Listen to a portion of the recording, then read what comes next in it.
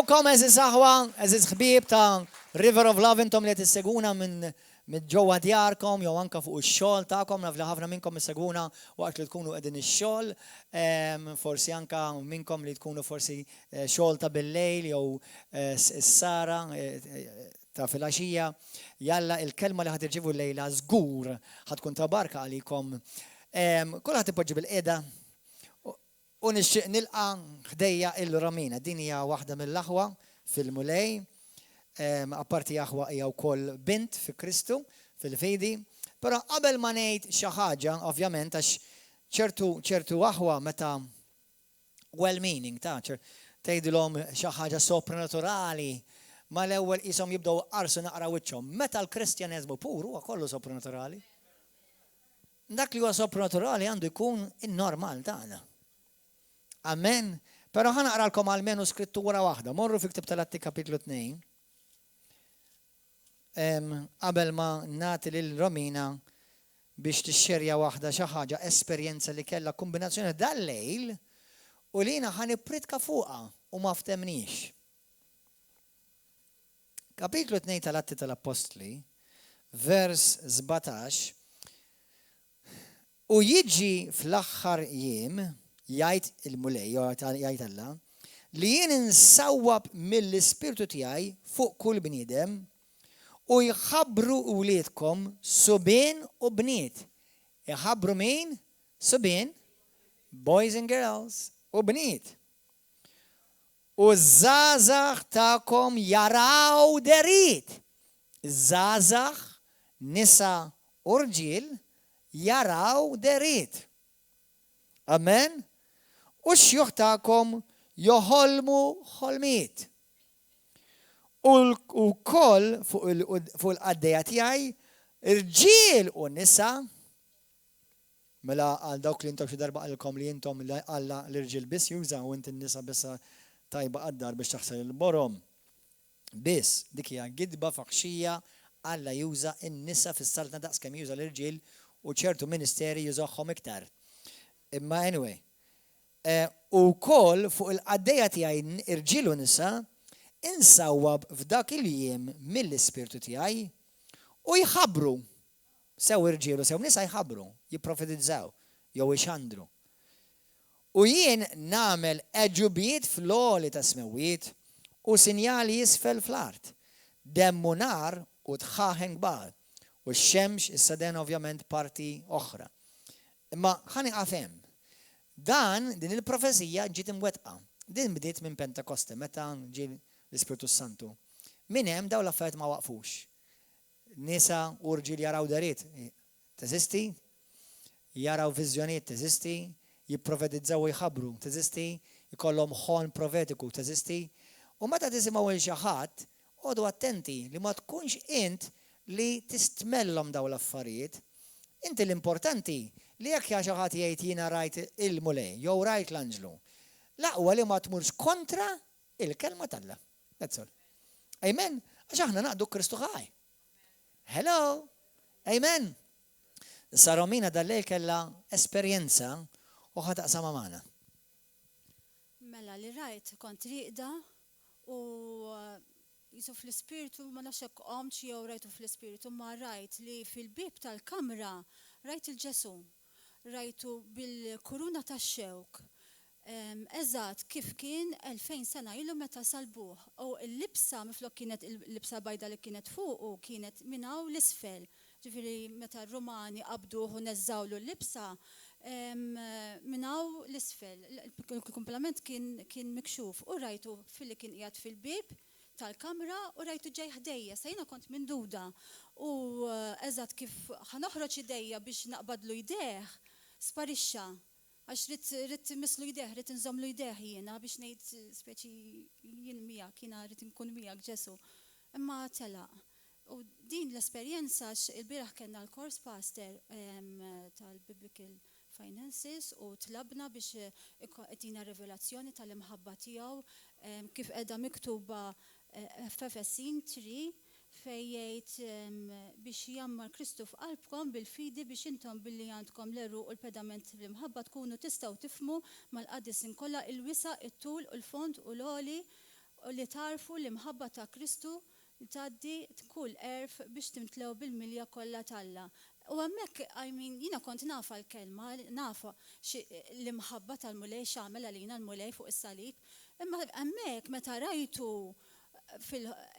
hekk qudiemi iktar u iktar tani ir-revelazzjoni tal-imħabba tiegħu x'għamel għalina l-mulej fuq is-salib li ħadd toqol kollu f'dak is-swat, dik il-kuruna, dik id-dbatija kollha, dik l-agonija kollha biex aħna minn dak is-swat u dik l-agonija biex aħna nkunu nistgħu nitbirku biex nistanu iktar biex finanzjarment, spiritwalment kollox. Ara xi mħabba kbira din. Grazzi mulej, grazzi Ġesu.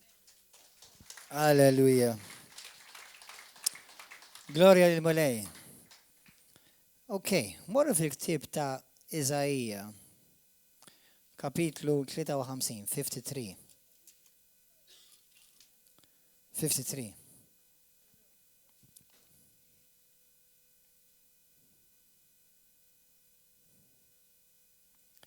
ħanibda naqra minn vers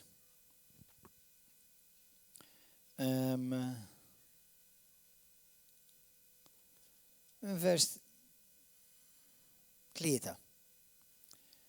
Qed jitkellem għal Messija dan, din hija profezija, qed jitkellem fuq il-Messija, kien imżeblaħ u mwarrab mill-bnedmin. Bniedem li bata u kien jaf x'inhu il-mart. Kien jaf x'inhu il-mart. Isaiah 53, vers 3. Bħal wieħed li n-nies jaħbu wiċċhom minnu. Bniedem imżeblaħ u aħna xejn ma qisnieh. Iżda hu rafa fuqu il-mart tagħna. Tabba fuqu, ħafuqu, in-niket tagħna. Aħna ħsibnieh bħal wieħed ikkastigat. Jiġifieri hu kien ikkastigat, mhux biss ħal kastig, imma hu der bħala l-ikkastigat. Iżda hu kien miġrub minħabba fid-nubietna. Misħuq minħabba fi ħżunietna. U għas-saħħa tagħna waqa' il-kastig fuqu. U bis-swat tiegħu sibna il-fejqan tagħna. Bis-swat tiegħu sibna il-fejqan tagħna. Morru fl-ewwel Pietru 2. 1 Peter chapter 2.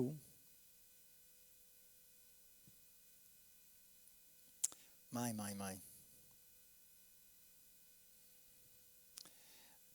Qabel ma nkompli naqra di, itlob issa stess minn qalbek għidlu mulej għatini revelazzjoni ta' din il-verità. ħafna iktar minn qatt qabel fil-ħajja tiegħi. Iftaħ li l-għajnejn tal-ispirtu tiegħi.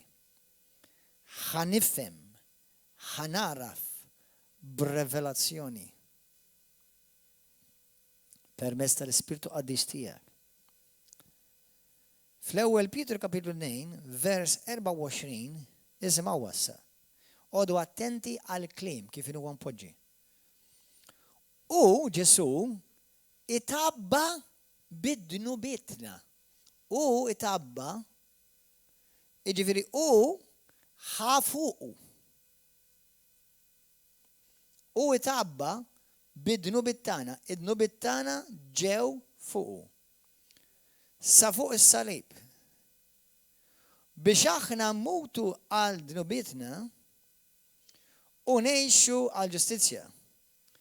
Bil-ġrieħi tiegħu intom fiqtu. Mela, qed naraw żewġ affarijiet, ma nafx hekk inti mela, li kieku dnub ma daħalx fid-dinja, il-mart kien jidħol. Li kieku dnub ma daħalx fid-dinja, is-saħħa kienet tidħol. Morru fi ktieb ta' Galatin 3. Illum blajna tal-mulej nixtieq nagħtikom revelazzjoni li ovvjament l-Ispiritu Santu biss tista' tirċivija ta' kemm kbira s-salvazzjoni tagħna. Kbira, kbira, kbira, kbira, kbira, ikbar minn kbira.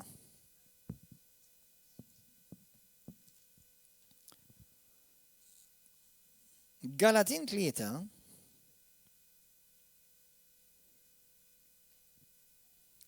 vers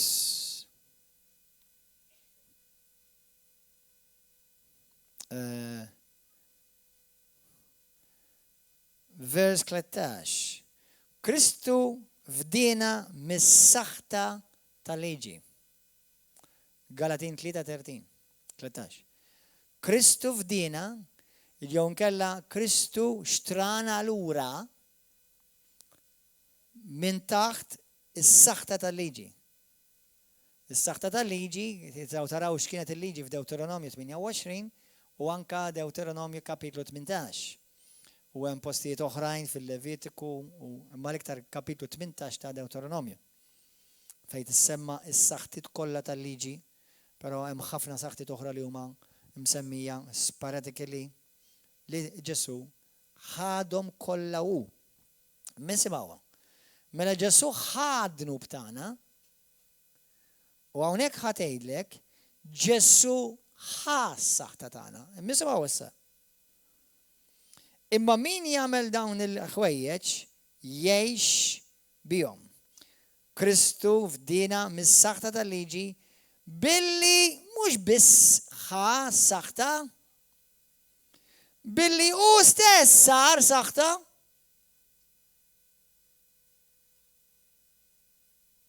Għalina, għax hemm miktub, misħut min ikun imdendel mal-ewda. Biex fi Kristu Ġesu il-barka ta' Abram tilħaq il-ġnus kollha u biex permezz tal-fidi aħna nilqgħu il-weda tal-Ispirtu.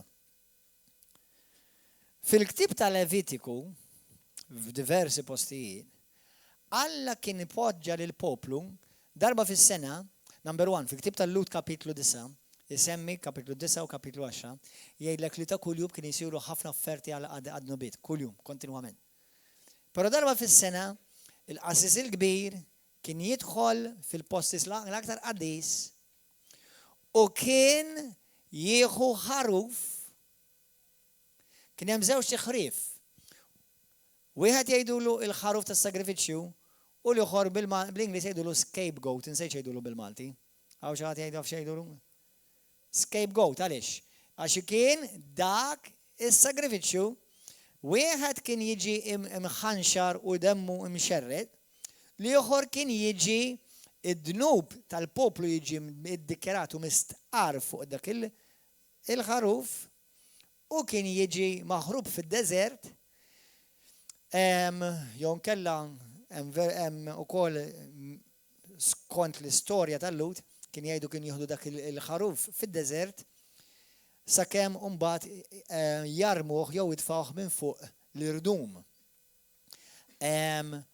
Jew inkella dak il-ħaruf kien jispiċċa vittma tal-bestji, tal-iljuni, tal-annimali slavaġ li hemm fid-deżert u jibilgħuh.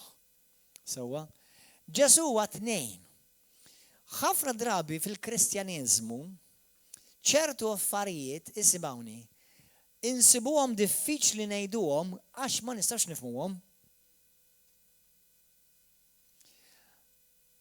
Fil-ktib ta' Levitiku, f'diversi postijiet, għax mhux post wieħed, għax Levitiku kważi jitkellem ħafna, mhux kważi ekku, jitkellem ħafna fuq l-offerti, fuq is-sagrifiċċji u hemm turrun differenti.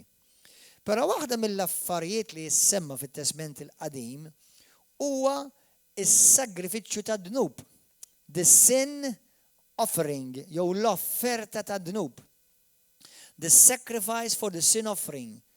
The sin offering, l-offerta, kulħadd jgħid, l-offerta ta' dnub. Issa, l-offerta ta' dnub fil-ludi hija il-kelma ħataqa. Kulħadd jgħidha, ħataqa. Mhux ħataqata? Imma ħataqa. Kelma waħda, ħataqa. Però xi ħaġa interessanti li l-kelma sin offering, l-offerta ta' dnub, tfisser żewġ affarijiet li tidher fil-Messija.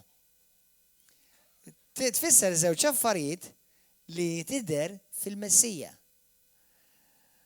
Meta l-Messija kellu jiġi, kellu jġor id-dnub tal-poplu tiegħu. Kellu jġor id-dnub tal-poplu tiegħu. Imma l-Messija mhux biss kellu jġor id-dnub tal-poplu tiegħu, il-Messija kellu jkun id-dnub tal-poplu tiegħu. Moħħna mhux ħajfhem di. Però hija skritturali. Kif skritturali? Meta inti dakinhar li kienu jidaħlu il-ħaruf u jissagrifikaw, dak il-ħin, il-ħaruf kien isir żewġ affarijiet. One, l-offerta għad-dnub u nnifsu id-dnub. Dirajni f'Iżajja, ta' ma nafx jekk intom x'innu tajtu għabi għadi. U ġar u sar. Issa ħafna mid-drabi l-Kristjani m'għandhomx samawa ħafna li Ġesu ħad dnub tiegħi. Qabel ma sir Kristjan dik kont smajta jien, kemm minnkom ġew smajtu għadi. Ġesu meta l-dnubieti. Ma kemm smajni għal Ġesu u sar id-dnub għal poplu tiegħu. Din issa għaliex din tiġi importanti. Number one, din hija fl-Skrittura, ta' mhux id-diventa jiena ġifieri. Jekk aħna morru naraw Skrittura powerful, morru hemmhekk issa stejt, fit-2 Korintin. Issa di ngħidilkom għaliex hija importanti. Għax nista' nassugurakom li di ħaddumu tomoduha sakemm tidħlu fil-ġenna. Għax dew affarijiet li mhumiex affarijiet tad-dinja.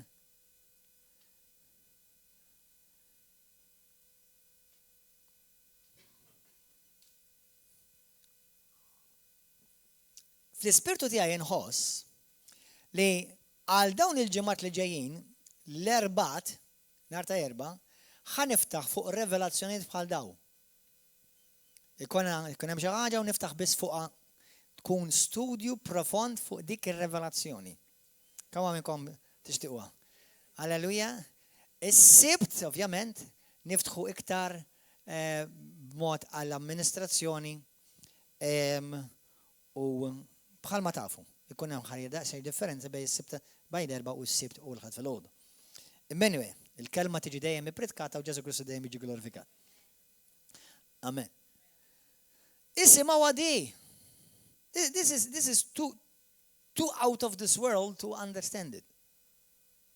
Di ta' barra minn hawn, il-moħħ ma jistax jifhimha. Mela, fit-2 Korintin 5 vers 21 tajtek. Dak li ma kienx jaf x'inhu dnub, dak li ma kienx jaf x'inhu ġifieri qed jgħid ta' Ġesu Kristu. Ġesu ma kienx jaf x'inhu dnub. Jiena u int m'għandniex problema fuqha.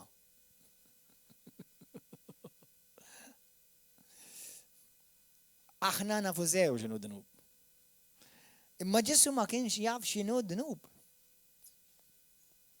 Jiena u inti, jiena nista' ngħidilkom I hate to confess imma ma nistax nimmaġinata din. Li jiena kif nista' ma nkunx naf x'inhu dnub. Jien dinib bla doġġ bħalkom. Imma Ġesu qatt ma kien jaf xi tfisser dnub. Xi tfisser dnub? L-epitomija tal-qdusija u l-epitomija tal-perfezzjoni. Kif jista' jkun jaf x'inhu dnub? Jekk dak kien joqgħod nord, id-dnub kien joqgħod south. Jekk kien joqgħod west, id-dnub kien joqgħod east. Naw qatt ma ntaqgħu. Ma kien hemm mument fl-istorja tal-eternità fejn iltaqgħu u mhux biss iltaqa' ma' dnub, imma sar dak id-dnub. Timmassaġġja moħħok ħafna fuq għadi. u sar id-dnub. Ara xatajt. Dak li ma kienx jaf x'inhu dnub, Alla għamlu dnub. Għalina. Mela mhux biss issa ġarru dnub. Fl-ewwel Petru kapitlu 2 ngħidna u ġar id-dnub tagħna. F'Iżajjar u ġar id-dnub tagħna. Però issa u sar id-dnub. Eżis aħwa, aħna bħala River of Love u knejjes simili bħalna nitalmu ħafna kif nidentifikaw ma' Kristu. Nitalmu minn aħna fi Kristu. Il-qawwa tagħna li għandna fi Kristu. L-awtorità li għandna fi Kristu. Min jien bħala identità ġdida fi Kristu. Imma taf li Ġesu in-naħa l-oħra tas-salib kellu jidentifika ikun jaf x'inhu huwa midneb. Ikun jaf x'inhu huwa dnub. Ikun jaf x'inhu huwa dbatija. Kellu jkun isir jaf x'inhi difija. Kellu jkun jaf xi tfisser saħta. Dak qatt ma kien jafhom dawn l-affarijiet, kellu jsir jafu Alla fil-ġisem. Xi ħaġa tal-sabiħa fil-Bibja fejn naraw anka meta niġu biex inqimu lil Alla, waħda mill-modi kif aħna jiena u inti għandna nqimu lil Alla hija anka li nirżnu għalkom btejna. U nħeġġiġkom tagħmluha ta' spiss. Imma meta Alla niżel f'din id-dinja, hekk għamel niżel għal kubteh biex jinżel għal livell tiegħi u tiegħek. Baxxa lilu nnifsu. Sar skjaf. Ħafuqu il-mart kollu tiegħi. Ħafuqu id-dnub kollha tiegħi. ħafuqu kull saħta jew mamul li qatt sar li f'ħajti. U mhux biss, u sar saħta, u sar dnub, u sar mart. Dak saru kollu.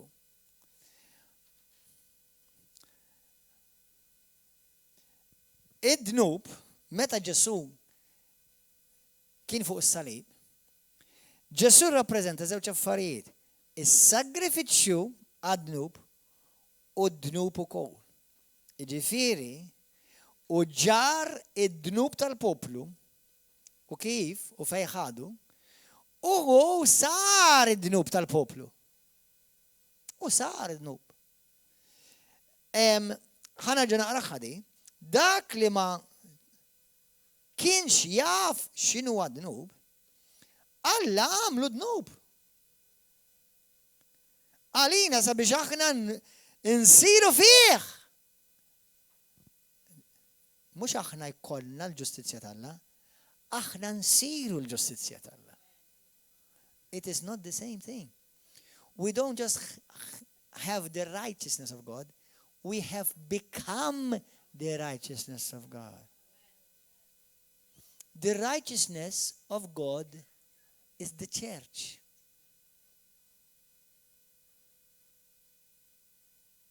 The sin of the people is Jesus. He became sin. Usar nub.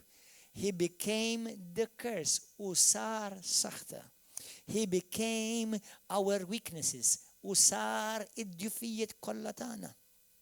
Mhux biss ħadhom ġarrom fidejh. Usaru. Meta aħna ngħidu aħna nidentifikaw ma' Kristu, ninsew ħafna drabi li Ġesu l-ewwel kienu l-identifika magħna. Aħna ngħidu because I am the righteousness of God in Christ Jesus. Ekku u sewwa tgħid il-kelma. Tifhimha ma tifhimix, ma dik hija l-verità. I am holy because of the blood of Jesus. Jiena għaddis permezz ta' Ġesu. Hija verità, nifhimha jew ma nifhimx. Imma kien hemm żmien fuq in-naħa l-oħra tas-salib fejn Ġesu jgħidlek jien il-marit, jien id-dajjef, jien il-misħut, jien l-imwarrab, jien l-kundannat. Mhux biss bata u hawnhekk dan huwa misteru. Anka fil-lingwa l-udija. Għax meta kien il-assisi kbir jippreżenta dik il-ħaruf, This is beyond us, it's beyond me. Li sewa timut għal poplu u sewa timut dak il-ħin anka għal-ħin nifsu. Imma u nifsu sar dnub. Għalija xej tqila. Imma l-kelma ħatta isma' għax jitfisser fil-ludi mhux biss l-offerta ta' dnub imma wkoll il-midneb. Bl-Ingliż an offense u the penalty, its penalty. Okkażjoni sagrifiċċju, expiation bl-Ingliż. U ismaħħa di il-kelma ħata u kol tfisser an offender or a sinner. Ġifieri not only the sin offer dak li ġar id-dnub imma u nnifsu li sar il-midneb, li saru dnub. Issa meta sara di? Fuq is-salib. Ġesu sakemm miet ma denibx darba l-Bibja tgħidlek, ma fuq is-salib bata ġar id-dnubit kollha il-punishment kollu daqs li kieku huwa għamel u kiser il-liġi kollha dineb id-dnubit kollha għala il-saħħtiet kollha u miet mhux biss għal ħatjin imma bħala wieħed ħati. This is too much. This is too much. Aħna mhux biss irċevejna il-ġustizzja tiegħu imma issa aħna l-ġustizzja tal-Alla. This is what the Bible is saying. Li issa fiha aħna sidna l-ġustizzja tal-Alla. Fih sirna il-ġustizzja tal-Alla. Dan ifisser li mill-lat profetiku, mill-lat redentiv, issa Ġesu huwa Ġesu il-Messija huwa nnifsu il-ħataqa. The sin offering. L-offerta tad-dnub. Huwa s-Salvatur tagħna huwa l-offerta tad-dnub u għad-dnub. Kull dnub li qatt jien u inti kommettejna għandu l-isem tagħha fuqu Ġesu. Jekk huwa adulteru hemm l-isem fuq dak id-dnub Ġesu. Jekk huwa serq għandu dak l-isem fuqu Ġesu. Jekk huwa qtil, gideb, zina, jekk huwa għandu dak id-dnub kollu għandu l-isem tiegħu fuqu Ġesu.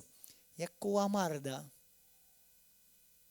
Ġesu sar kankru, Ġesu sar tuberculosis, Ġesu sar mart fil-joints, Ġesu sar dak kollu. Għaliex Pawlu jgħid kif nistgħu naħarbuha? How shall we escape? Jekk aħna we neglect such great salvation. Salvazzjoni hekk kbira. Lut kapitlu 2. Aħna s-salvazzjoni tagħna hija kbira. Ma nafx, kemm minnkom fimtuha kollha s-salvazzjoni? Għaw xi ħadd fihimha ma kollha s'issa? Għaddifu, insomma, kważar, praise God, hallelujah. Mela mhux biss huwa d-dnub, l-offerta ta' dnub, imma wkoll huwa id-dnub. Ħataqa. Għandha l-isem tal-Messija attaċjat ma' kull dnub li qatt int għamilt u li qatt trid tagħmel. Għax fil-Hebrew tfisser ukoll sometimes a habitual sinfulness. Allura isimgħuni moħħom hawn. Jekk Ġesu ħadd dnub kollu tiegħi, id-dnub tiegħi fejnu? Għand Ġesu. Mela jekk issa jien nħalli il-dnub jħallih jiddomina f'ħajti, moħkom hawn, jekk inħalli d-dnub jiddomina f'ħajti, jekk jien inħalli il-mistħija, il-gilt, il-kundanna, id-djufijiet jiddominaw f'ħajti, jien qed nieħu xi ħaġa li mhix iktar tiegħi, hija ta' Ġesu.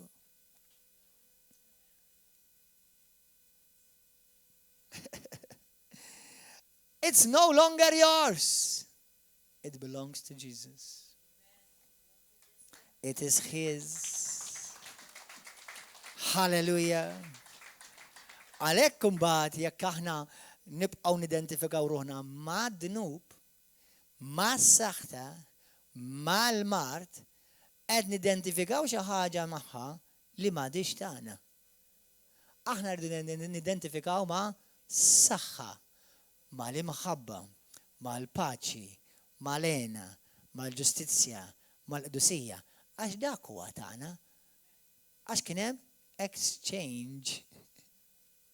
U identifika miegħek ħada kollu li kellek int u ħa lilek. U inti identifika miegħu biex inti tieħu dak kollu li kellu u tieħu lilu. Because Jesus was, on the cross he wasn't, meta mar fuq is-salib, sakemm kien fuq is-salib, sakemm mara s-salib, Jesus Christ was the righteousness of God. Inqala minn fuq is-salib il-xoxta, he's still now today the righteousness of God. Imma the righteousness of God is now, today us. Okay. Mela ġaħat imur iċaqla il-karozzi. Mela Fiesta DCA 813. U Toyota Platz BBS 976. Morru ċaqlu l-karozzi issa stess, please. Thank you. Hallelujah. All right, aħwa, jekkaw ċaħat għandu l-karozzi. Amen. Qed tifhmu aħwa x'qed jiġri hawnhekk hawn. Halleluja. Morru fil-ktib tas-Salmi malajr qabel ma nagħlqu.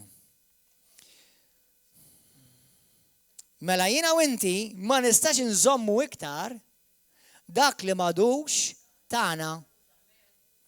Jiena u inti ma nistax inżommu iktar dak li m'għadux tagħna.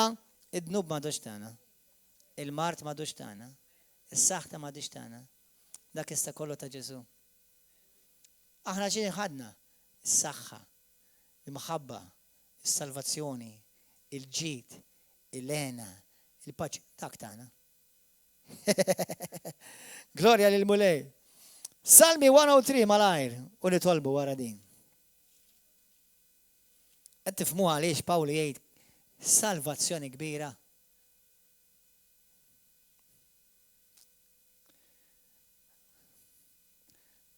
Salmi 103. Kważi fajna Alla jiena u inti nidru jekk aħna nibqgħu nidentifikaw mad-dnub, mas-saħta, mal-mart, inkunu qed nisirqu xi ħaġa li hija tal-Mulej.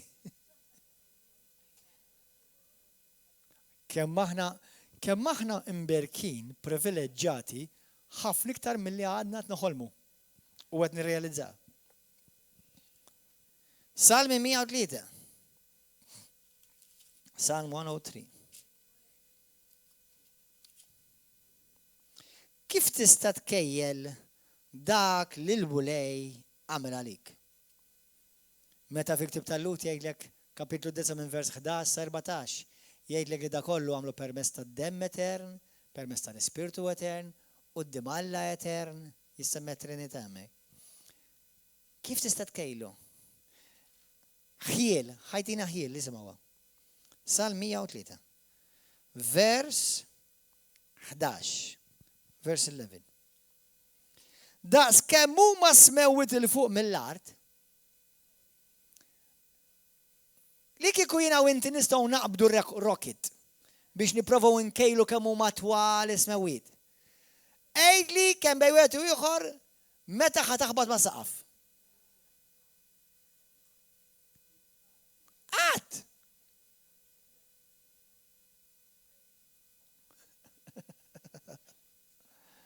Halleluja. Ek ikbira tjubitu ma' min jibża minnu. Daqs kemmu imbijat il-vant mill-punent. Kemm minnkom ġili kalkulajtu kemm huwa l-bot il-vant mill-punent? Aqbad id-direzzjoni tal-vant? Pasejjer wara xi darba tintaqax mal-punent.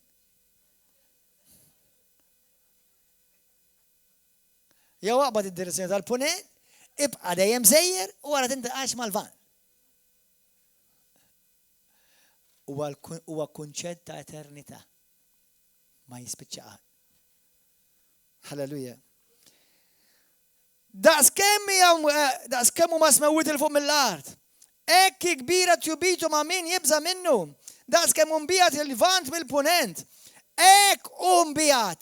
Bijat minna il-ħtijiet id-dnubiet tagħna kollha. Halleluja. Glorja lil Mulej. Meta jiena u inti nidentifikaw mad-dnub, mas-saħta u mal-mart, qed ngħidulu batt id-direzzjoni tal-punent u ltqajt mal-vant. Li ma jistax ikun. Għax tant bedhom minna li qatt ma tista' taqa' magħhom iktar. Għalhekk imbagħad fil-ktieb tal-kapitlu 9 jgħidlek la issa m'hemmx iktar dnubiet. Jidru qudiem Alla. Kif ħadd kompli toffri sakrifiċċji għal dawk id-dnubiet? Jekk m'hemmx dnubiet iktar jeżistu. Għalhekk meta Ġesu reġa' ġej, morru qaraw kapitlu 9 tal-Lut sew, mhux ħajjiġi għall-Knisja midimba, ġej għall-Knisja qaddisa, għall-Knisja li qed tendifika ruħha mhux mal-midimbin, aħna midimbin, pastor. No. Għadek kif qed il-Alla batt il-punent u tqajt mal-vant. Tidentifika ma' Kristu. Ma' Kristu. Għax meta ġej ħajżewweġ waħda bl-istess natura tiegħu. Halleluja. U da f'kollu xi jfisser.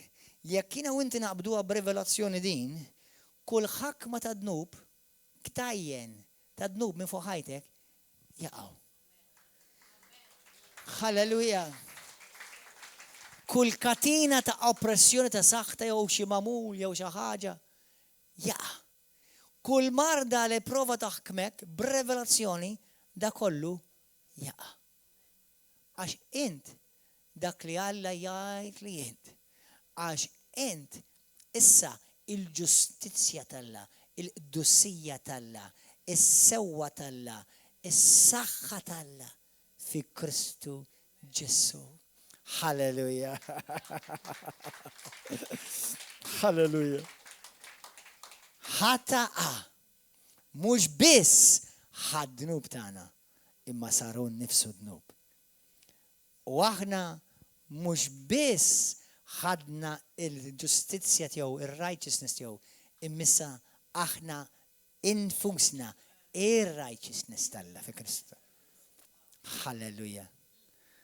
Ejja nitolbu baxxu raskom. Glorja lil Mulej. Da il-kliem immeditawh. Għax imbagħad tibda tidentifikax man nanna u nannu laqas mal-mami u mad-dadi. U laqas mal-pastor, laqas mal-isqof u mal-papa, identifika ma' Kristu. Għalhekk nissejħu Krist jani. Laqas mal-qaddisin, sew dak li għamlitom Ruma u għamlitom u dak li għamluhom Kostantinopoli, tidentifika ma' Kristu. Halleluja. Gloria li Mulej. Laqqas il-qaddisin li għamluhom l-Amerika, forsi naf nies li aħna nħobbu naqraw magħhom u hemm xi tal-mhux bħalma qal Pawl qal imitaw lili bħalma nimita l-Kristu. Li dak li l-unika mod li jekk nistanejnkom fejn nistanejnkom, dejnek biss fejn fija tara l-Kristu. Biss. Let's see.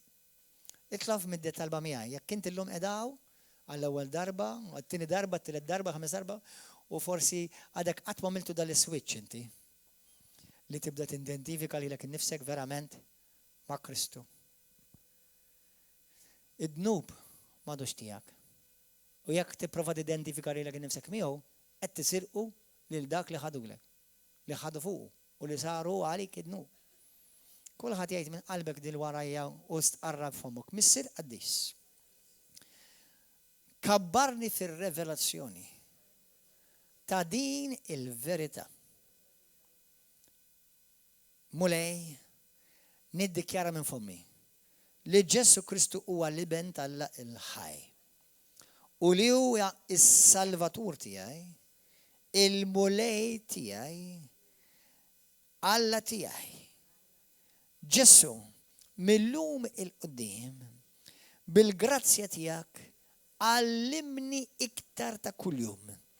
Nidentifika miegħek mhux iktar mad-dnub tiegħi, tal-passat tiegħi, tal-mart, saħħtiet, problemi, għax dawk m'għadhomx tiegħi.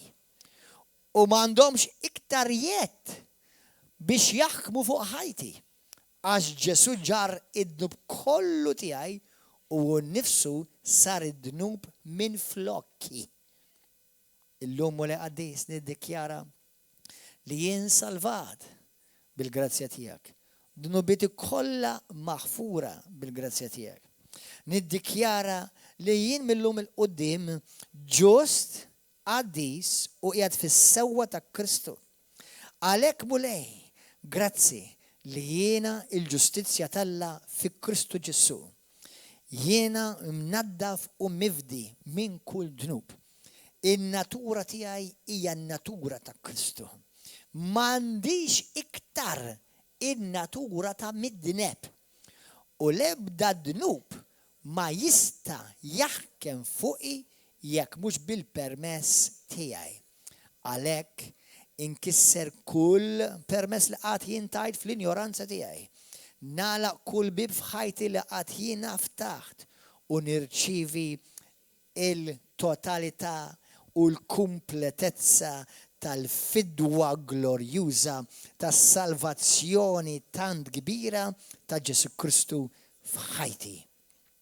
Irċievi glorja mulej fil-ħajja tiegħi, f'dak kollu li nagħmel, f'dak kollu li ngħid, f'dak kollu li naħseb, aqla mill-eruq, kull forma ta' djufija, kull forma ta' kundanna, kull forma ta' guilt, mistħija, shame, aqlaħħa mulej, għax illum jien naf min jien fi Kristu, mhux iktar midnef imma qaddis, mhux iktar dnub imma ġustizzja, mhux iktar marit imma b'saħħti u mfejjaq, mhux iktar misħud imma l-barka talla tammar fuqi. Din hija r-realtà tas-saltna tiegħi u ħankompli nikber f'din ir-realtà tas-saltna bir-revelazzjoni tal-Ispiritu Santu u l-imħabba kbira u tremenda tal-missier lejja. Nirċivija issa stess. Nagħti glorja u onur mulej. Grazzi lil fejqan qed jaħdem fija. Grazzi mulej li l-ebda marda, l-ebda virus, l-ebda uġieħ mandu seta u jed fuq ħajti. Ġismi nissottomettih lil Ġesu Kristu għax huwa tempju li Alla li jista' kollox qiegħed juża għal glorja ta' ismu. Ħatider f'ħajti, ħatider fija il-glorja ta' tjubija tiegħek missier f'isem Ġesu ta' Nazaret. Halleluja. Amen. Grazzi Ġesu. Għaziz aħwa tal-YouTube, nisiddukom biex intkom tkunu maħna kull nar ta' 4 u nar ta' 6 fil-7 ta' fil-axija u kull nar ta' l-ħat fil-10 ta' fil-ħodu. God bless you, narawkom il-service li mis. God bless you.